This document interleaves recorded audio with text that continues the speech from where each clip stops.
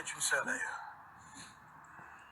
Semble-t-il qu'elle s'est déplacée sur le Gabon. Elle a quitté la Belgique. Elle s'est déplacée pour le Gabon avec une de ses amies, copines, appelée Peluche Peluche. Et les deux dames devaient se rendre au niveau de Port-Gentil pour des soins, on va dire, tradipraticiens.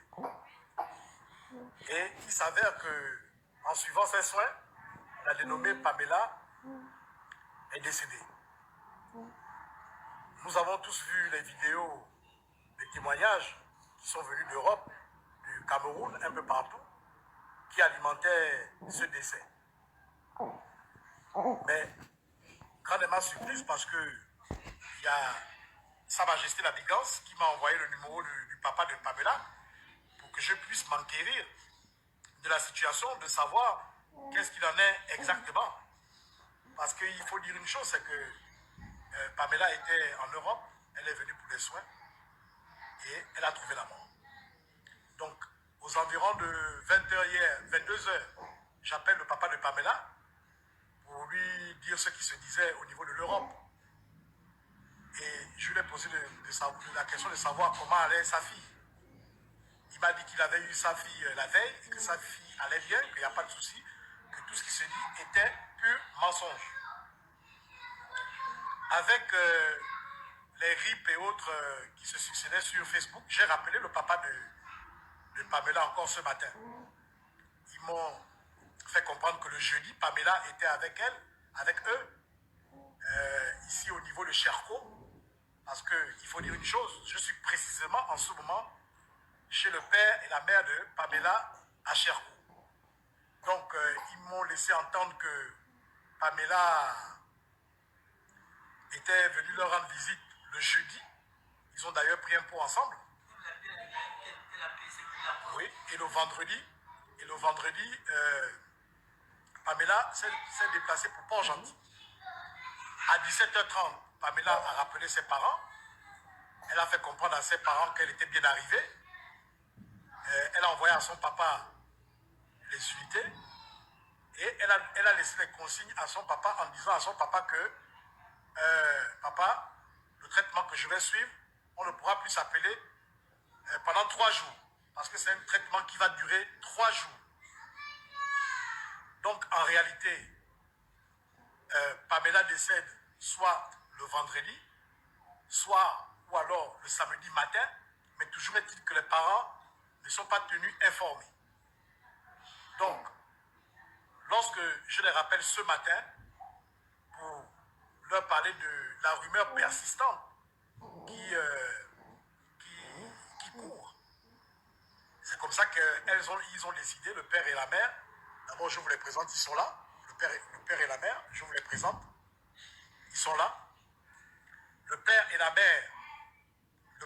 mère se sont empressés d'aller voir une des copines de Pamela, qui habite non loin d'ici à Cherco.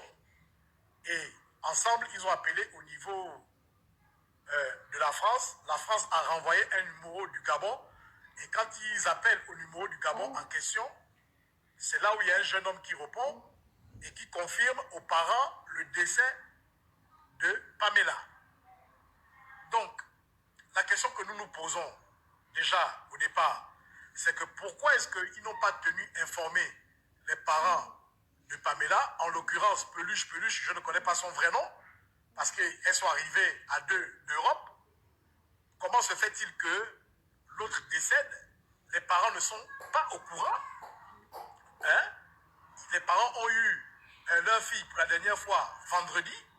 Donc, Pamela décède entre vendredi et samedi. Les parents ne sont pas au courant. Donc, c'est moi qui annonce aux parents la nouvelle du décès. Et ils n'en sont pas convaincus. Ils font leurs recherches et trouvent la vérité finalement. Bon, maintenant, la question que tout le monde se pose, c'est que qui détient le téléphone de Pamela et qui communique avec, et son sac et autres, comme est en train de dire maman ici. Donc, moi je pense que il faudrait que toute personne qui ait eu à connaître Pamela, que ce soit du côté de l'Europe ou du côté de l'Afrique, il faut que nous nous mobilisons parce que il faut dire une chose, les parents sont désemparés. Là, ils me font comprendre qu'ils n'ont complètement pas de moyens, même pour se rendre au niveau de Port-Gentil, afin d'aller identifier le corps de leur enfant et de ramener le corps sur Libreville.